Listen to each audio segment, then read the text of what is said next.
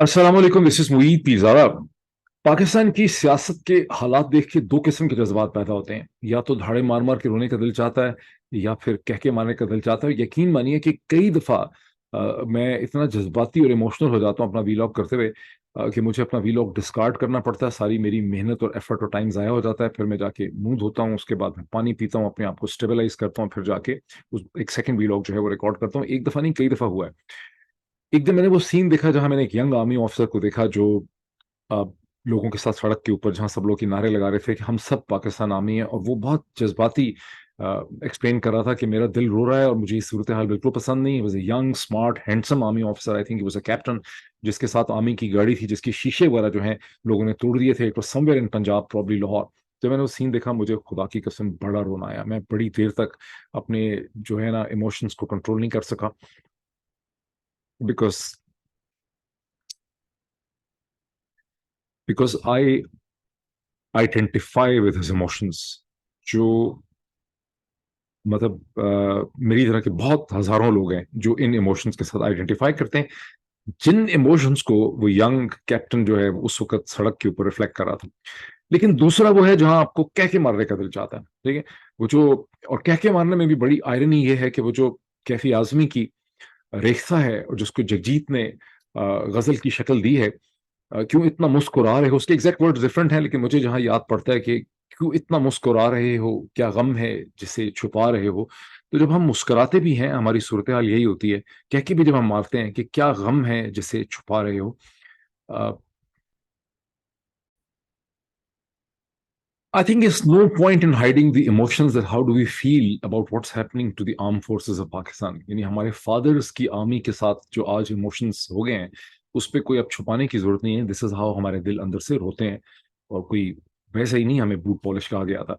But let's move to the funny side of it. ये जो सुबह पुलिस ने, इस्लामाबाद की पुलिस ने दरवाजे खोल के फैसिलिटेट किया उन भलवाइयों को, ये जो लश्कर अंसार जो आया था, द फनी क्राउड, जिसको मौलाना फजल रहमान लेके आए थे, और फिर वहां पे सुप्रीम कोर्ट ऑफ पाकिस्तान के सामने, अंदर सुप्रीम कोर्ट में भी ऑब्जर्वेशन ये हुई कि ये जो हुकूमत जिनको लेकर आई है, ये बाकायदा चीफ जस्टिस पाकिस्तान के कमेंट्स हैं in the proceedings in the supreme court. बहरहाल वहां पे बड़ी धुआंधार किस्म की जोशो खरोश वाली मजाहिया किस्म की तकरीरें की गई, जिसमें लिटरली एक ऐसा लगता था कि सुप्रीम कोर्ट पाकिस्तान की ये ईंट से ईंट बजा देंगे। और मौलाना फजल रहमान साहब फरमा रहे थे कि मैं बिल्डिंग की हिफाजत करूंगा, लेकिन मुझे पता है कि मैंने आइन की और मैंने जो कानून है उसकी सैंक्टिटी की हिफाजत मैंने कैसे करनी है। कौन बोल रहा था? मौलाना फजल रहमान। यार देखो, अपनी शक्ल देखो, और जो तुम बातें कर रहे हो वो तुम देखो। बहरहाल वहां पे मरियम नवाज साहबा ने अपनी धुआंधार तकरीर के अंदर chief justice of Pakistan justice Umar Ata Bandial जो हैं उनके इस्तीफे का मुतालबा किया। ये और बात है कि ये सारा तमाशा और ड्रामा ढकोसला करके ये लोग वहां से चले गए बगैर कुछ खास हासिल किए। ये और बात है कि नेशनल असेंबली में भी सुप्रीम कोर्ट के खिलाफ एक बाकायदा रेफरेंस जो है वो प्रिपेयर किया गया है, जो इलीगल है वो हो नहीं सकता उस तरह से, उसका रूट वो नहीं है। लेकिन ये वहां से चले गए सारा शोर मचा के। चले क्यों गए? और उसका कोई नतीजा नहीं निकला। This was just a storm in the tea cup, because जो पैरेलल डेवलपमेंट्स हुई हैं, कम से कम दो तीन, वो इनके इस पूरे स्टैंड पॉइंट को नफी करती हैं, और लग ही रहा है कि कहीं जा नहीं रहा है इनका स्टैंड पॉइंट। जो कुछ ये करने आए थे वो एक तरह से फेल्ड हो गया। क्यों हो गया फेल? क्योंकि जो बहुत इंपॉर्टेंट को कमांडर्स की कॉन्फ्रेंस हुई आज, जिसको army chief general Asim Munir साहब ने प्रिजाइड किया, उसकी जो S I S P R की रिलीज आई है, आईएसपीआर रिलीज आई है, जाहिर रिलीज तो वही आई है जो वो कहना चाहते थे। अंदर जो कुछ हुआ वो हम नहीं जानते क्या हुआ ठीक तरह से। लेकिन उसमें दो कंपोनेंट्स हैं, जहां एक तरफ कहा गया कि को कमांडर्स को ब्रीफ किया गया है कि आर्मी ऑफिसर्स जो हैं वो बड़े रंजीदा हैं, उनको अंदर बहुत ज्यादा गुस्सा पाया जाता है कि किस तरह से आर्मी की इंस्टॉलेशन पे, बेसिस पे, डिफरेंट एरियाज के ऊपर हमला हुआ है, इसे बर्दाश्त नहीं किया जाएगा, करार वाकई सजाएं दी जाएंगी, और करार वाकई सजाएं देने के लिए आर्मी एक्ट को इस्तेमाल किया जाएगा, उसके अलावा ऑफिशियल सीक्रेट एक्ट को इस्तेमाल किया जाएगा। ये भी बहुत बड़ा सवाल है कि सिविलियन प्रोटेस्टर्स को सजा देने के लिए आर्मी एक्ट को कैसे इस्तेमाल किया जाएगा। ठीक है, आर्मी एक्ट में आपने लिखा हुआ है, लेकिन कोई ज्यादा इसकी सेंसिबिलिटी बनती नहीं है। बेटर यही है कि उनको सिविलियन कोर्ट्स के जरिए ही बाद में ट्राई किया जाए, और उनको आर्मी जो है ना आर्मी एक्ट के जरिए उनको ट्राई ना किया जाए, उनको जो प्रिवेलेंट लॉ है उस हवाले से उनको ट्राई किया जाए। अदरवाइज इसकी ज्यादा कॉम्प्लिकेशंस पैदा होंगी।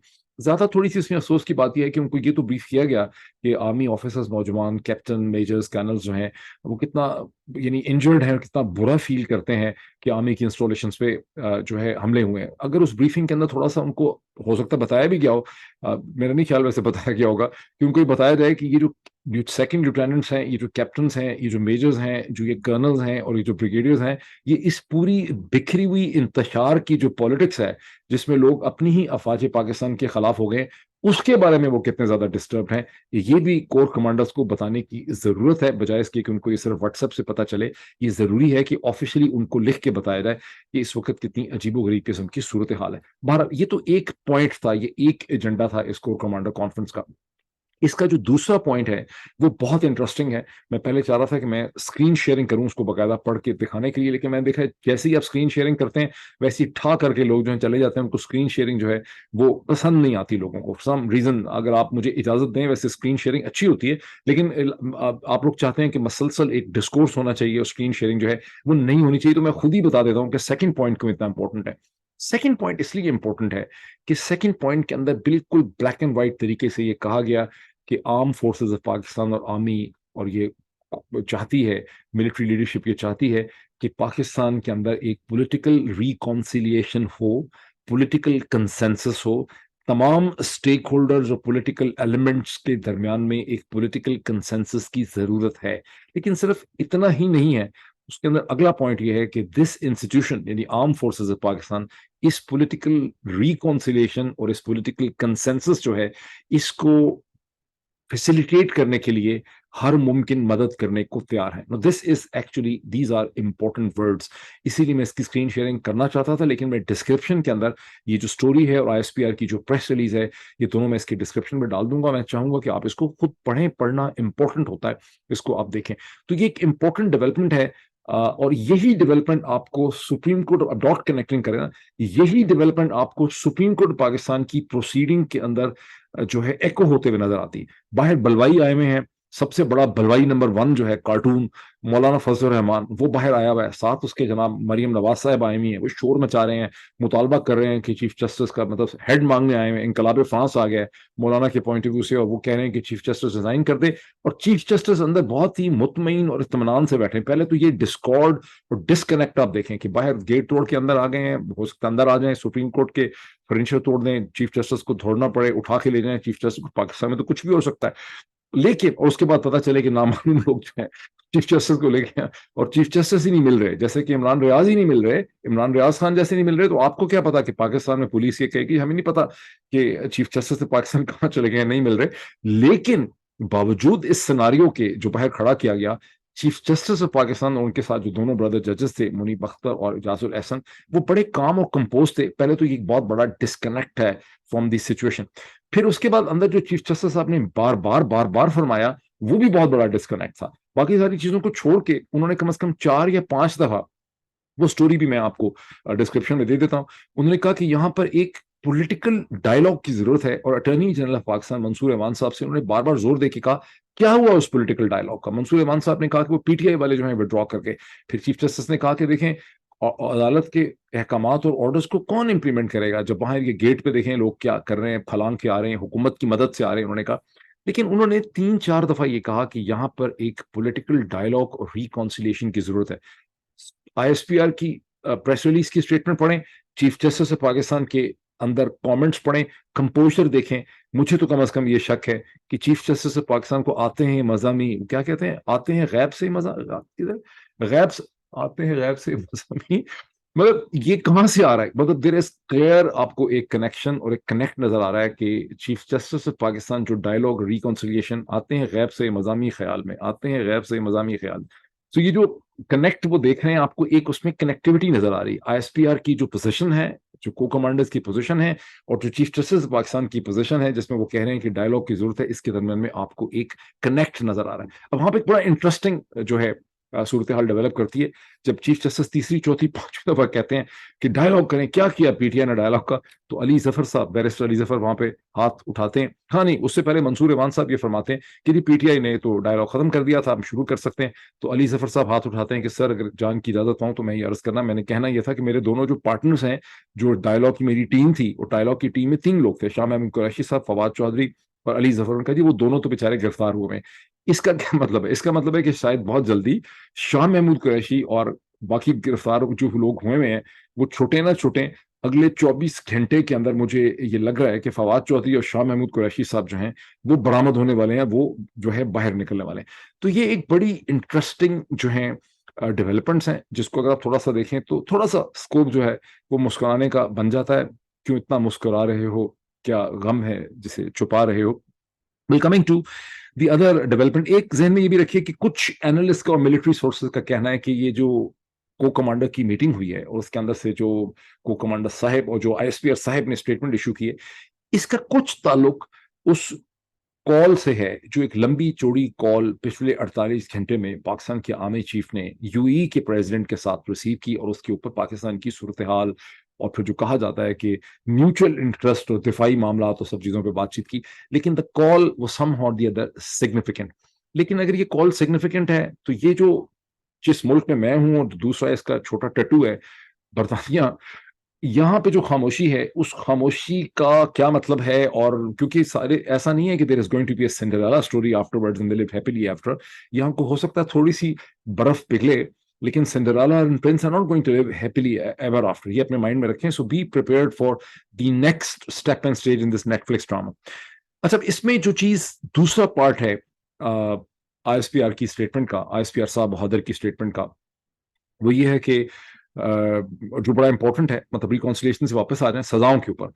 یہ جو پروسیکیوشن کی بات کر رہے ہیں, میں یہ سمجھتا ہوں کہ آرمی ایکٹ کے تحت پروسیکیوشن کی جو بات کر رہے ہیں اور جو آفیشیل سیکرٹ ایکٹ کے تحت بات کر رہے ہیں, اسے بڑے احتیاط سے ڈیل کرنے کی ضرورت ہے. ناؤ ویری سیریسلی اسپیکنگ, پہلی تو بات ہے کہ the prosecution has to be very specific and very purposeful and very transparent.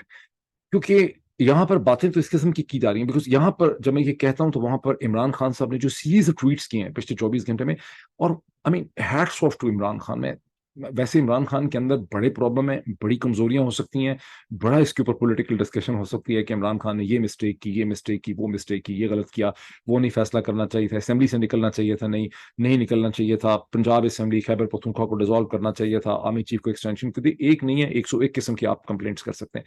لیکن آفرین ہے اس جرت کے اوپر اور اس ہمت کے اوپر, اس بہادری کے اوپر, اس سٹینڈ اور ریزولو کے اوپر.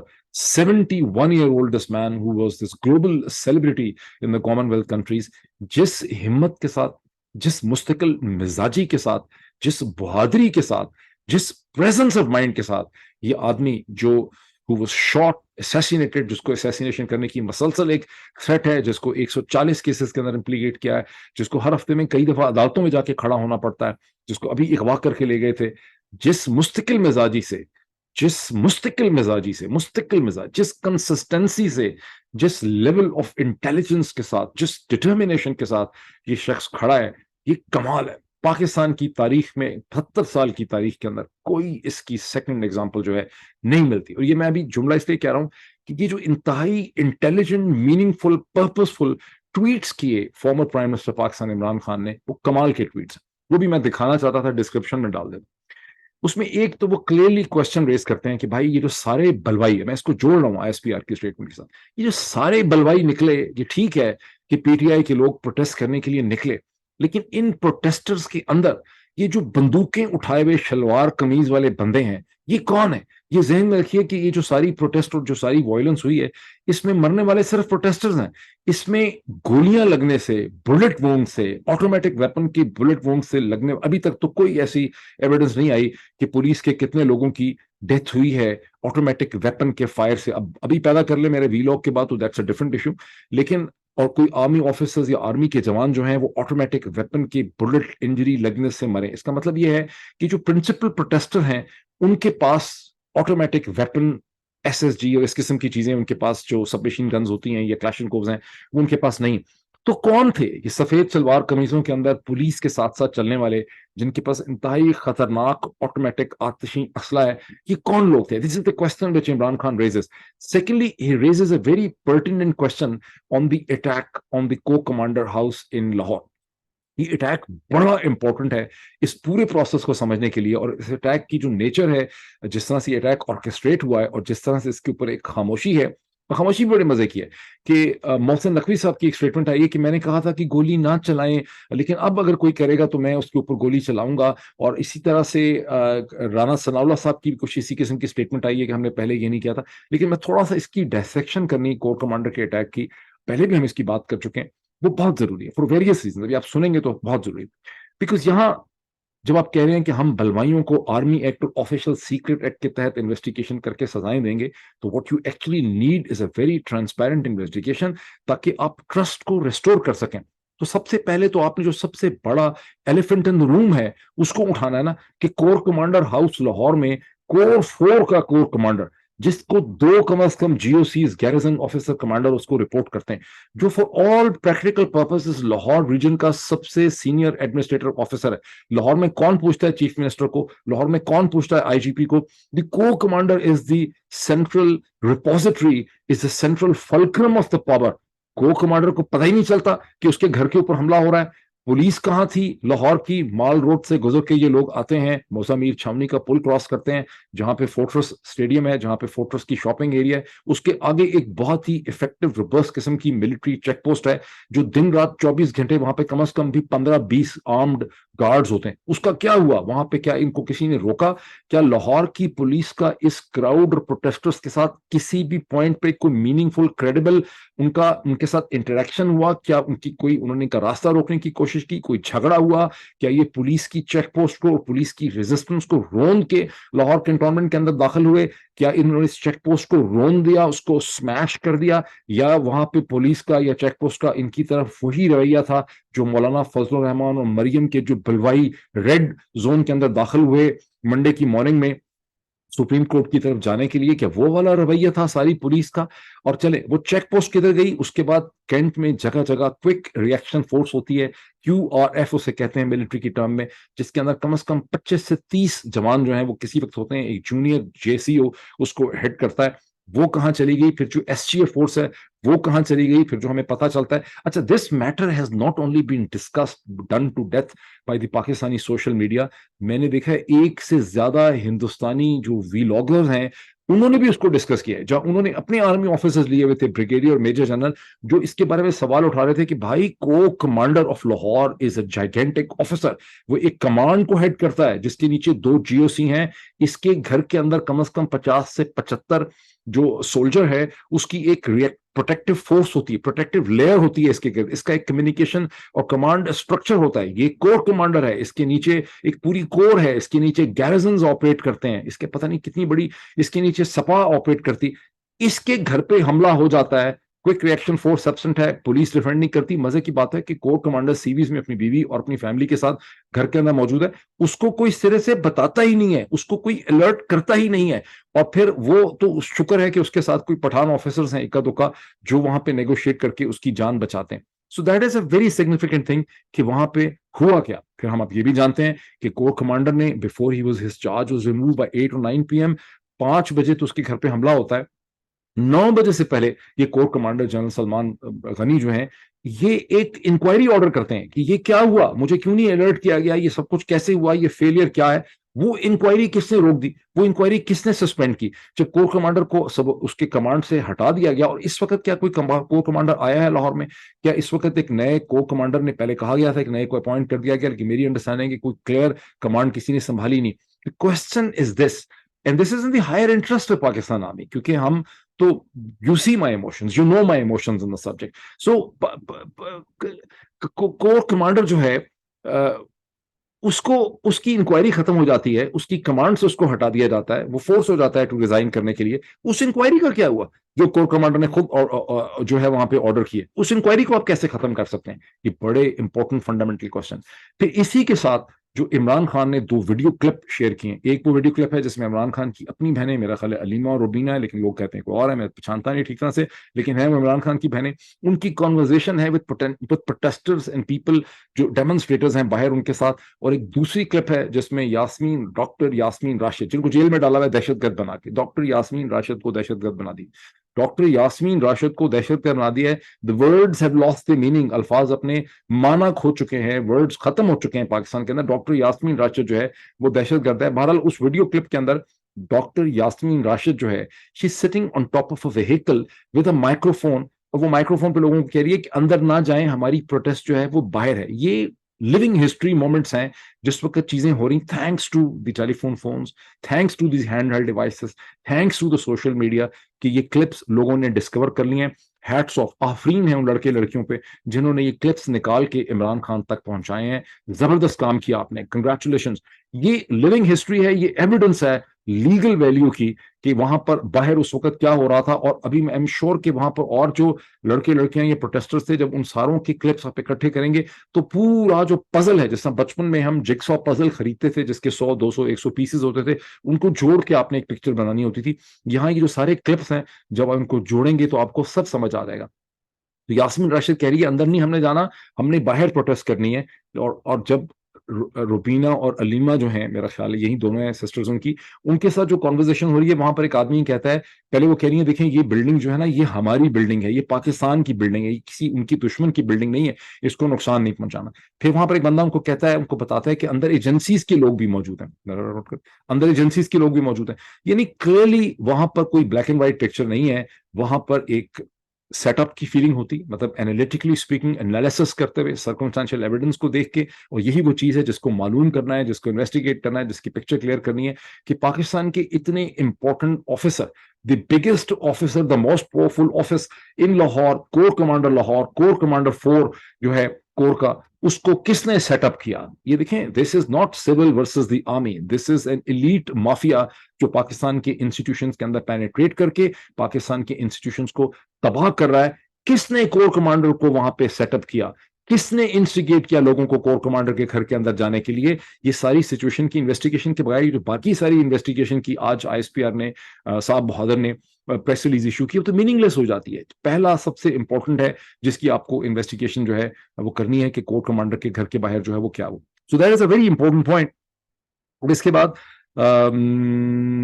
बाकी मैंने सब कुछ कर लिया, मैं फाइनल इसकी एक समरी के ऊपर आ जाता हूँ, कि ये जो आईएसपीआर की प्रेस रिलीज है कि हम इनको छोड़ेंगे नहीं और ये कर देंगे वो कर देंगे और करार वाकई सजाएं देंगे, इसमें एक बहुत इंपॉर्टेंट स्ट्रेटेजिक क्वेश्चन है for all the senior officers, को कमांडर्स के लिए, सबके लिए बहुत ही मुद्दबाना मेरी गुजारिश है, बड़ी एक हम्बल एक रिक्वेस्ट है, कि नमाज पढ़ के मसल्ले के ऊपर बैठ के आप आज के दिन की जरा ये सोचें, ये लड़ाई आप कहाँ लड़ाई। मैंने पहले भी एक वीलॉग में क्वेश्चन रेज किया था, कि कहानी तो शुरू हुई थी 1947-48 में, जहाँ रिजॉल्व था ये था कि कश्मीर की जंग लड़ेंगे और कश्मीर बनेगा पाकिस्तान।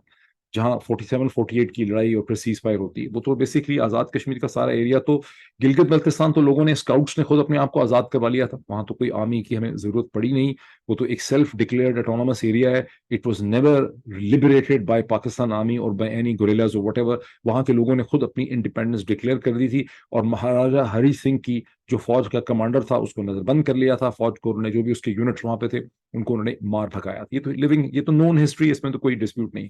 आजाद कश्मीर की जितनी टेरिटरी है, ये फॉर ऑल प्रैक्टिकल पर्पसेस, जो हमारे अर्स्टवाइल फाटा से ट्राइबल्स आए थे, जो श्रीनगर तक पहुंच गए थे जब तक Indian army I, probably in 26 और 27 नवंबर, वो वहां पहुंच चुके थे, दे वर clearly in a position to take Srinagar, लेकिन दे लॉस्ट देयर वे, और फिर इंडियन आर्मी आ गई, सिख रेजिमेंट ने लैंड किया, ये उसको लड़ नहीं सके। लेकिन जितनी भी टेरिटरी हमारे पास आजाद कश्मीर की है, ये हमारे पठान, पश्तून, ट्राइबल्स ने आजाद करवाई। पाकिस्तान मिलिट्री को तो शुरू में इजाजत ही नहीं थी because of its English officers, British officers, और बाद में उन्होंने जो डिफेंड अपने आप को किया, तो वही लाइन ऑफ कंट्रोल है जहां पे आके पाकिस्तान आर्मी ने अपने आप को डिफेंड किया। This is what the history is, ये तो हर किताब में यही लिखा हुआ है। तो जंग तो वहां से शुरू हुई थी, कश्मीर बनेगा पाकिस्तान, उसके बाद ये जंग कहां से कहां चली गई है। अगली जंग लड़ी गई 65 भी लड़ी थी कश्मीर के नाम पे, फिर 1969 और 71 के अंदर the arm forces of Pakistan, the Pakistan army was fighting where, in east Pakistan, Pakistan के लोगों के साथ, पाकिस्तान के अंदर, घर में, जहां मुल्क दो लख्त हो गया, टुकड़े हो गया। वो जंग हमने अपनी सरजमीन के अंदर लड़ी, अपने लोगों से लड़ी, we lost the territory, we lost the population. अगली जंग हमने कहाँ लड़ी, 70s में हमने बलूचिस्तान में प्रोट्रैक्टेड वॉर लड़ी, अपनी धरती पे लड़ी, अपने लोगों से लड़ी, जंग हमारे अंदर आ गई। ये पॉइंट मेरा क्या है, जंग हमारी सरजमीन के अंदर आ गई। उसकी अगली जंग हमने कहाँ लड़ी, अगली जंग हमने लड़ी सिंध में, जब जुल्फिकार अली भुट्टो को फांसी दे दी, तो सिंधी अवामी तहरीक ने जो शोरश पैदा की, उसके रेस्पॉन्स में पनू आकर का कैंटोनमेंट कायम किया गया। हमने सिंध की अपनी धरती के अंदर अपनी जंग लड़ी। फिर हमने अगली जंग कहाँ लड़ी, फिर सिंध को बैलेंस करने के लिए कहते हैं कि एथनिक कार्ड प्ले किया गया, جس نے MQM کی شکل اختیار بھرپور طریقے سے کی, اسٹوڈنٹ موومنٹ کو ایک پولیٹیکل پارٹی کی شکل مل گئی. تو 80s 90s اور اس کے بعد کے جو پورے 30 35 40 سال ہیں, ہم نے کہاں جنگ لڑی؟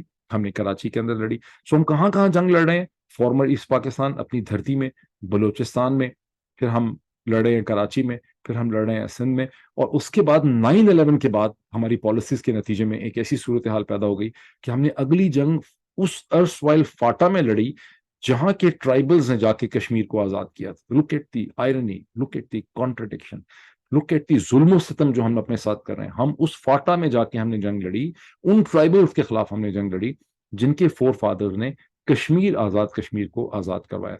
اب اس میں رونا شروع کر دوں, میں اس پہ کیا کروں؟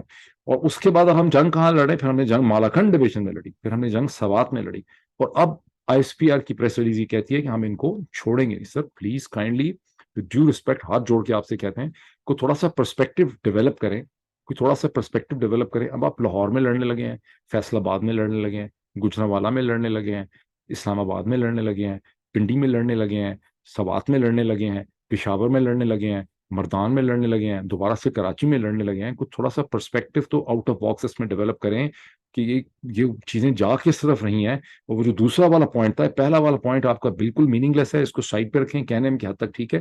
جو ایکچوئل چیز ہے وہ دوسری ہے کہ آپ اس ملک میں پولیٹیکل ریکانسیلیشن کے لیے, پولیٹیکل ڈائلاگ, ریکانسیلیشن اور پولیٹیکل کنسنسس کے لیے اپنی تمام تر انسٹیٹیوشنل طاقت استعمال کریں گے. That is the way forward sir, that is the way forward, there is no other way forward. وہی اس کا وے فارورڈ ہے. آئی ہوپ کہ یہی ایک ڈیولپمنٹ ہے. ہم تو اس میں پازیٹیو چیز دیکھتے ہیں, اسی وجہ سے تھوڑا سا مسکرانے کو دل چاہتا ہے. کیوں اتنا مسکرا رہے ہو, کیا غم ہے جسے چھپا رہے ہو؟